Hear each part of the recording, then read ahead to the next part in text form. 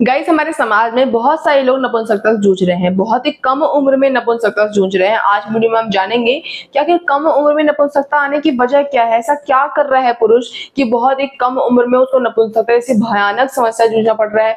तो उसी के बारे में आज वीडियो में चर्चा करेंगे। वीडियो बहुत इन्फॉर्मेटिव है, इस वीडियो को लास्ट देखना, हर एक बात समझ में आएगी। स्टार्ट करते हैं।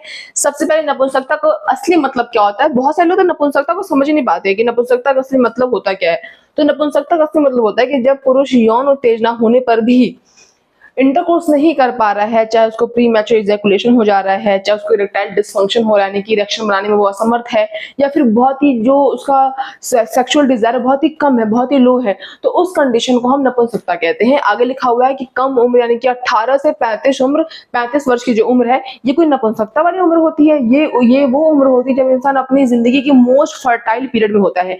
इस टाइम पे अगर उसको इरेक्टाइल डिसफंक्शन हो रहा हो, उसको प्री मैच्योर इजैकुलेशन हो रहा हो, उसका इरेक्शन बन ही नहीं पा रहा हो, उसका सेक्सुअल डिजायर बहुत ही लो हो गया हो, तो ये बहुत ही प्रॉब्लम की बात होती है। तो देखो लिखा हुआ है कि इसके कारण क्या होता है। सबसे पहले होता है मानसिक तनाव, स्ट्रेस की वजह से क्या होता है, पढ़ाई हो गया, करियर हो गया, कोई भी चीज हो गई। बहुत सारे लोग क्या होते हैं कि मन से नपुंसक होते हैं, वो एक्चुअली नपुंसक नहीं है, बट वो ये सोच सोचकर कि मेरी सेक्सुअल परफॉर्मेंस कैसी होगी, ये सोच सोचकर स्ट्रेस में अपनी परफॉर्मेंस दे ही नहीं पाते हैं। उनकी काबिलियत अच्छी होती है बट वो अंडर रेटेड परफॉर्म कर जाते हैं। तो वो भी लोग अपने आप को समझते हैं कि मुझ में जरूर कुछ प्रॉब्लम है, मेरे में कुछ समस्या है, मैं अच्छा परफॉर्मर या फिर जो भी कह सकते हो वो नहीं हो। तो ये मन की प्रॉब्लम भी होती है।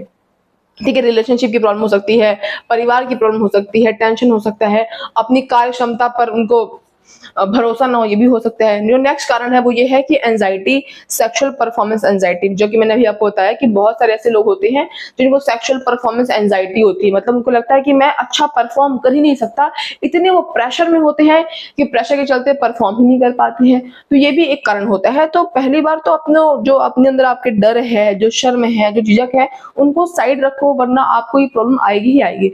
आगे लिखा हुआ है कि जो बहुत सारी चीजें होती हैं कि अडल्ट वीडियोज होते हैं या फिर ऐसे कोई चीज जो कि आपको बहुत ही उत्तेजित कर रही है, तो इन सब चीजों से क्या होता है ना कि इंसान बाद में गिल्ट में चला जाता है, एक गिल्ट के प्लेन में ही बैठ जाता है। उसको बहुत ही मानसिक तनाव, प्रेशर महसूस होता है, जिसके चलते भी उसमें ये प्रॉब्लम हो सकती है। आगे देखो लिखा हुआ है कि मास्टरबेशन की वजह से भी ऐसा होता है कि बहुत बार अगर कोई इंसान मास्टरबेशन करता है तो उसके सिस्टम सुस्त हो सकता है, जिससे उत्तेजना में कमी आ सकती है। इसीलिए हर चीज की एक लिमिट होती है।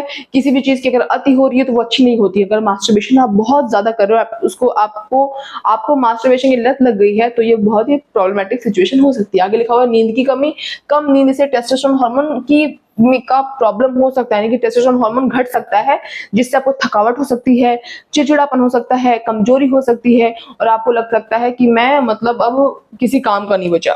शराब और नशा हो सकता है, शराब हो गया, गांजा हो गया, सिगरेट हो गया, कोई भी चीज जो कि आपके ब्लड में जाएगी, आपकी नसों के जरिए फ्लो करेगी, फिर वो आपके सिस्टम को कमजोर करेगी, आपके कार्य क्षमता पर प्रभाव डालेगी, और आप इरेक्शन बनाने में, उसको टिकाने में आपको प्रॉब्लम होगी और नपुंसकता की ओर ये एक कदम है।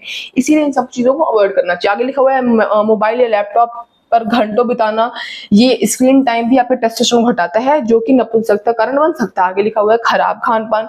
ऑब्वियस बात है, आज टाइम पे जो इंसान है वो बहुत जंक फूड खा रहा है, प्रोसेस्ड फूड खा रहा है, बहुत मीठा खा रहा है। अपने मतलब चाहे आप कुछ भी कर लो, लेकिन आज के टाइम का खान पान और पहले के समय के खान पान में बहुत अंतर है। आज के टाइम का जो खान पान है, हम कितना भी कोशिश करते हैं बट हमारे खान पान में कहीं ना कहीं कमी छूट जाती है। इतना ध्यान देने के बावजूद भी कितने हार्ट अटैक आ रहे हैं, कितनी कितनी प्रॉब्लम हो रही है, तो हमारा खान पान भी सही नहीं है। मोटापा है, ओबेसिटी, जो कि ज्यादा चर्बी से जो टेस्टोस्टेरोन है वो कम हो जाता है, जिससे नपुंसकता हो सकती है। Last but not the least, hormonal असंतुलन, कम टेस्टोस्टेरोन या थायराइड की समस्या की वजह से, यानी इरेक्शन बनाने में समस्या आती है, जो नपुंसकता कारण बन सकती है। तो ये वो कारण है जिस कारण से अर्ली स्टेज पे पुरुषों में नपुंसकता देखने को मिलती है, और ये ऐसे कोई कारण नहीं है जिसपे आप अपना कंट्रोल नहीं रख सकते हो।